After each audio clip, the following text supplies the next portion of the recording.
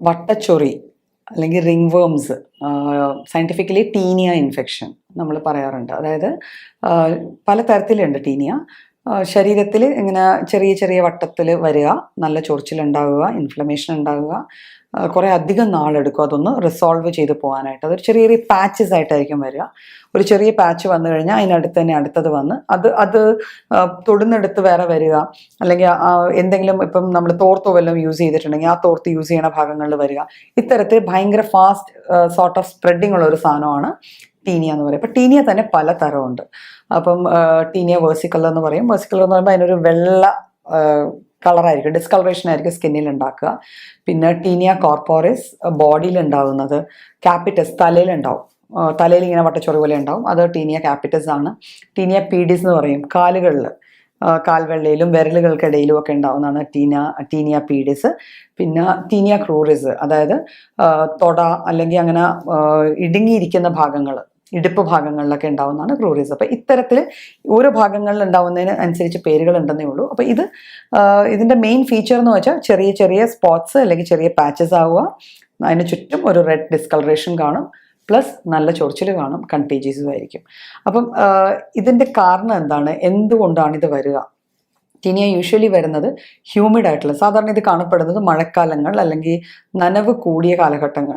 നമ്മുടെ ചുറ്റുവട്ടം, നമ്മുടെ ഭിത്തിക്ക് നനവ്, നമ്മൾ തോർത്തിട്ടാൽ തോർത്ത് ഉണങ്ങുന്നില്ല, തുണികൾ ഉണങ്ങുന്നില്ല, അങ്ങനത്തെ കണ്ടീഷൻസിലൊക്കെയാണ് ഇത് കൂടുതലും കാണപ്പെടുന്നത്. നമ്മുടെ ചുറ്റുവട്ടം അങ്ങനത്തെ ഒരു സാഹചര്യം വരുമ്പോഴാണ് ഇത് കാണുന്നത്. പിന്നെ ഓയിലി സ്കിന്നുള്ള ആൾക്കാരിൽ, സീബം കൂടുതൽ സ്കിന്നിൽ ഉണ്ടാവുന്ന സീബം കൂടുതലായിട്ടുള്ള ആൾക്കാരിൽ അവർക്കും എപ്പോഴും ഒരു നനവ് നിൽക്കുന്നതുകൊണ്ട് ഇത് വരാനുള്ള ചാൻസസ് കൂടുതലാണ്.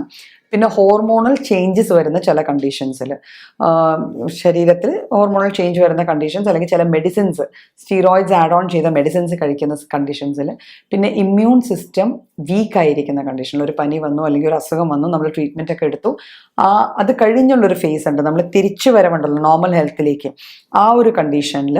പിന്നെ മാൽ നറിഷ്ഡ് ആയിട്ടുള്ള ആൾക്കാർ, പ്രോപ്പറായിട്ട് ന്യൂട്രീഷൻ ഇല്ല, നമ്മുടെ ഭക്ഷണം പോരാ, റെഗുലർ നല്ല ആരോഗ്യകരമായ ഭക്ഷണത്തിൻ്റെ അഭാവത്തിൽ ആ രീതിയിൽ വളർന്നു വരുന്ന ആൾക്കാരിൽ, അല്ലെങ്കിൽ ആ രീതിയിൽ ആ ഒരു കണ്ടീഷനിലൂടെ പോകുന്ന ആൾക്കാരിലും ഈ വട്ടച്ചൊറി കൂടുതലായിട്ട് കാണാറുണ്ട്. പിന്നെ പെറ്റ്സ്, അതായത് നമ്മൾ വളർത്തുന്ന പൂച്ചകൾ, നായ്ക്കൾ, അവയിൽ നിന്ന് കമ്മ്യൂണിക്കേറ്റ് ചെയ്യണം. അപ്പം അവയെ വളർത്തുന്ന ആൾക്കാരുണ്ടല്ലോ, ഇതൊരു പ്രൊഫഷനായിട്ട് എടുക്കുന്ന ആൾക്കാർ, അപ്പം അവരിലൊക്കെ ഈ സംഭവം ടീനിയ അല്ലെങ്കിൽ റിംഗ് വേംസ് കാണാനായിട്ടുള്ള ചാൻസസ് കൂടുതലാണ്. പിന്നെ ഇമ്മ്യൂണോ കോംപ്രമൈസ്ഡ് ആയിട്ടുള്ള കണ്ടീഷൻസ്, അതായത് ഞാൻ നേരത്തെ പറഞ്ഞു, ഒരു അസുഖം വന്ന് നമ്മുടെ ഇമ്മ്യൂൺ സിസ്റ്റം ഡൗൺ ആയിട്ടിരിക്കുകയോ അല്ലെങ്കിൽ നമ്മളെ ഇമ്മ്യൂണോ കോംപ്രമൈസ്ഡ് ആയിട്ടുള്ള കണ്ടീഷൻ, ഇപ്പം എയ്ഡ്സ് പോലത്തെ കണ്ടീഷൻസിലൊക്കെ ഇത് റെഗുലർലി കാണുന്ന, ട്യൂബർക്കുലോസിസ് അങ്ങനത്തെ കണ്ടീഷൻസിലൊക്കെ, അങ്ങനെ അസുഖങ്ങളുള്ള ആൾക്കാരിലൊക്കെ ഇത് കാണാനുള്ള ചാൻസസ് കുറേ അധികമാണ്. പിന്നെ വരുന്നത് ലൈക്ക് നമ്മൾ കോമൺ പബ്ലിക് ടോയ്ലറ്റ്സ് യൂസ് ചെയ്യുക, പബ്ലിക് ബാത്റൂംസ് യൂസ് ചെയ്യുക, പൂൾസ് യൂസ് ചെയ്യുക. അപ്പം ഇങ്ങനെയുള്ള സാഹചര്യങ്ങളിലും നമുക്കിത് വന്നു ചേരാറുണ്ട്. അപ്പം ഇത് വന്നു കഴിഞ്ഞാൽ ഇതിന് നാച്ചുറലി ഇതിപ്പം പെട്ടെന്ന് അങ്ങനെ താനെ പോകുന്ന ഒരു കണ്ടീഷൻ അല്ല, ഡിഫിക്കൾട്ട് ടു ഡീൽ വിത്ത് ആണ്. നമ്മൾ ഇത് ഇപ്പോൾ ഡോക്ടേഴ്സിൻ്റെ അടുക്കെ ചെല്ലുമ്പോൾ തന്നെ അത്യാവശ്യം കുറച്ച് സമയം എടുക്കും ഇതൊന്ന് മാറാനായിട്ട്.